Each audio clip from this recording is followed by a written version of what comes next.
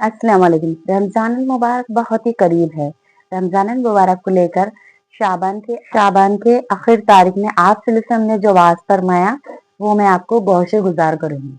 हजरत सलमान रज़ी अल्लाह अन्हु कहते हैं कि हुजूर अकबर सल्लल्लाहु अलैहि वसल्लम ने शाबान की आखिर तारीख को एक वाज फरमाया जिसमें उन्होंने कहा कि तुम्हारे ऊपर एक महीना आ रहा है जो बहुत ही फजीलत वाला महीना है और बहुत ही मुबारक महीना है। इसमें एक रात है जिसे शब कदर कहते हैं जो 1000 महीने रातों से अफजल है। इसके दिन में रोजा रखना चाहिए और रात में क़याम करना चाहिए यानी कि तरावी पढ़ना चाहिए। इस महीने में अगर कोई नफल अमल करे तो उसे फर्ज के बराबर सवाब मिलेगा और जिसने फर्ज अदा किया तो उसे गैर रमजान में 70 फर्ज अदा करने का सवाब मिलेगा। ये महीना सबर का है और सबर का बदला जन्नत और इस महीने में मोमिन का रिस्क बढ़ा दिया जाता है। आपने गौर की है कि हमारा कितनी सारी नेमतें हमारे दस्तरखान पे सजी हुई रहती है। क्या हम रोज रोज इतनी सारी नेमतें अफोर्ड कर सकते? जी नहीं। ये तो रमजान ही का महीना है कि हमारा रिस्क बढ़ा दिया जाता है। ये महीना गमखारी का भी है। गमखारी यानी हम ज़कात देते हैं, सदका देते हैं ना, हमारे अमलियात हम बढ़ा लेते हैं। हम किसी को इफ्तार करा दे तो अल्लाह ताला शानो हमारे गुनाहों को माफ करेगा और आग से खुलासी होंगी। हालांकि रोजगार के सवाब से कम नहीं होगा। जितना रोजगार को सवाब मिलेगा उतना ही इफ्तार कराने वाले को सवाब मिलेगा। तो साहबा कराम ने कहा कि हम में तो इतनी ताकत नहीं है कि हम किसी को रोजा इफ्तार कराए। तो आप सल्लल्लाहु अलैहि वसल्लम ने कहा कि पेट भर खिलाने पर मौकूफ नहीं है। एक घुट पानी पिला दे, एक घुट लस्सी पिला दे या खजूर से ही रोजा इफ्तार करवा दे तो भी वो साहब का मुस्तहिक होगा। एक ऐसा महीना है कि इसका अव्वल हिस्सा रहमत है यानी एक रोजे से तो 10 रोजे तक रहमत है। दूसरा हिस्सा मगफिरत है यानी 11 रोजे से 20 रोजे तक हमने अल्लाह से मगफिरत मांगनी चाहिए।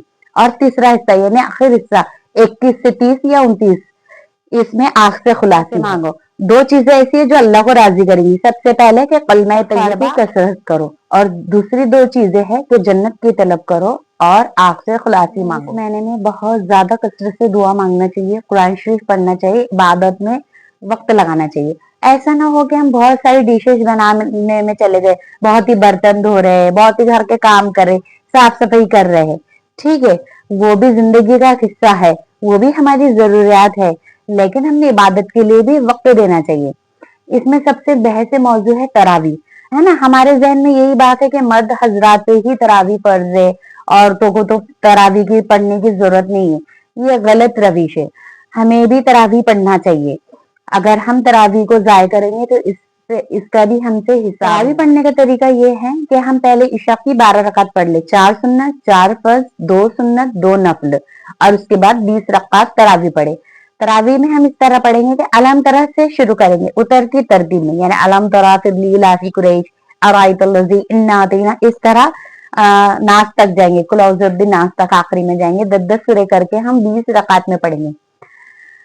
उसूल पे है कि हम 2 रकात से शुरू करें। अगर हमारे पास वक्त नहीं है और 2 रकात पढ़ना हमें मुश्किल हो रहा है तो हम 4 रकात की नियत करके भी तरावी अदा कर सकते हैं। और उसके बाद जो 3 वितर 2 नफल है वो तरावी बाद पढ़ ले, या फिर आप जब तहज्जुद के लिए उठे तो उस वक्त अदा कर ले, फिर तहज्जुद पढ़े तो पूरी रात नमाज पढ़ने का सवाब होगा। कंक्लूजन ये है कि हमें तरावी, 5 वक्त की नमाजें, नफल नमाजें, कुरान शरीफ और हाँ शब कदर का भी एहतमाम करना चाहिए, है ना। गमख्वारी का महीना है, ज़कात, सदका और इफ्तारी कराने का। अल्लाह ताला मोमिन का रिस्क बढ़ा देता है, तो हम अपने आसपास वालों का भी ध्यान रखें, अपने पड़ोसी का भी ध्यान रखें। और सब पड़ोसी भूखा तो नहीं है तो उसकी भी गमख्वारी करें। और रमजानुल मुबारक में नफल इबादत का दर्जा फर्ज के बराबर है और फर्ज का दर्जा 70 दर्जात हमें मिलते हैं। देखिए, अगर कहीं सेल लगता है, 1 रुपए में 70 चीजें मिल रही हैं, तो पूरा के पूरा गांव शहर जाकर वहां पर लूट मचाएगा। तो ये रमजान का महीना है, साल में एक ही बार आता है, पता नहीं अगले साल हमारे नसीब में है कि नहीं। तो हम भी इसे सेल समझ के लूट ले और अल्लाह ताला से अपने गुनाहों की माफी मांगे और मुझे भी दुआ में जरूर याद रखिएगा। अल्लाह हाफिज।